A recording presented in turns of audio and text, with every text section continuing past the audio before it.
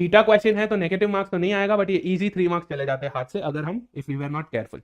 Yes, rough sheet है, rough sheet में लिख के रखो 1000 फॉर व्हाट 1 स्क्वायर फीट। कुछ भी आपको टेबल में, इंस्ट्रक्शंस में, क्वेश्चन में इंपॉर्टेंट इंफॉर्मेशन दिखे, make a note of it on the rough sheet that you have. सही है? Yes, beautiful guys. जिन्होंने आंसर 7.9 या 7900 करा, I hope you understood this. Yes, beautiful. Let's go for the fourth question. Question number 4 on the screen. The price of the plot at Z in year 2018. Z ये रहा, 2018 ये रहा, which is 9.8. ध्यान में रखो 1 square feet का है in thousands. Was approximately what percentage of the total price of the plot at B? B का टोटल में कितना था पूछ रहे। तो परसेंटेज कंपैरिजन है, स्केल की जरूरत नहीं है। जो भी आप यहाँ पे ऐड करोगे बी के लिए, आप जो भी टोटल ऐड करोगे उसे वैसे भी इंटू 1000 करोगे, तो ये कैंसिल हो गया।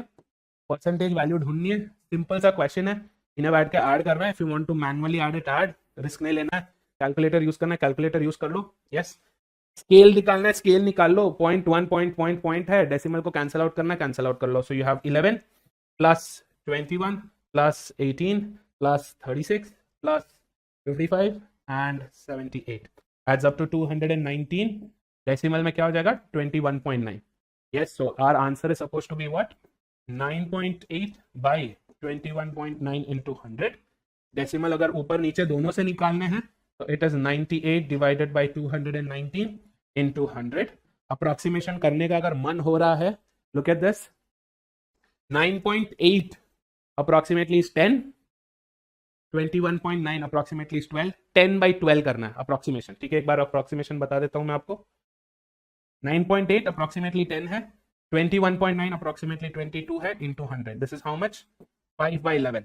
Yes, 1 by 11 is 9.09%। ये भी हमने बात करी थी फर्स्ट लेक्चर में, lecture 1 of the foundation batch for LRDI, we spoke about this calculation part also. तो 5 by 11 क्या होगा, 5 into 9 is 45, so 45.45%। Our answer should be more than this, नहीं less than this। क्यों? और very close to it, क्योंकि हमने numerator भी बढ़ाया, डिनोमिनेटर भी बढ़ाया। Sir answer should be very close to 45.45। But आपको अगर रिस्क नहीं लेना है तो आप आंसर चॉइस, आप कैलकुलेटर देख लोगे।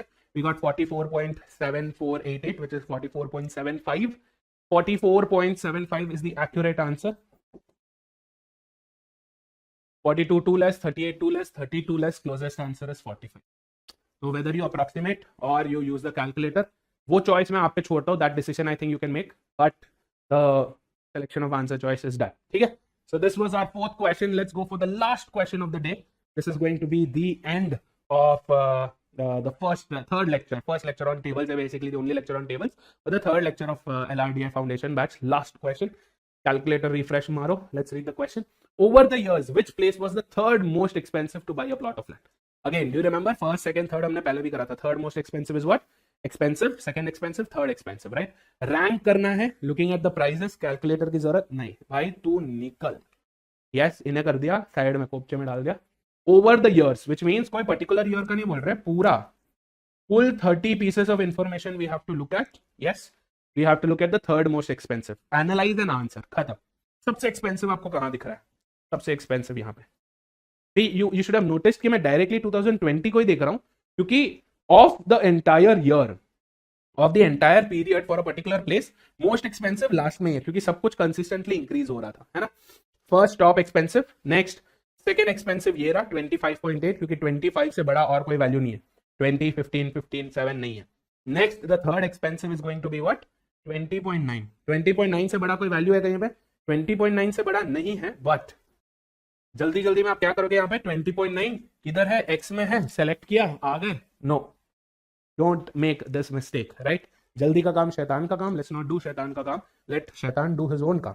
20.9 इधर भी है, इधर भी है, so you have to be very careful। the third highest, the third most expensive is not only x but also y, although they were in two different periods।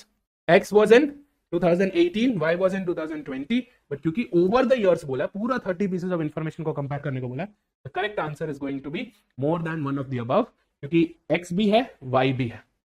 Option B, option A नहीं होगा हमारा answer, और answer will be option D. ठीक है, yes. So do not forget when you look at a chart, also read the questions and the answer choices also carefully.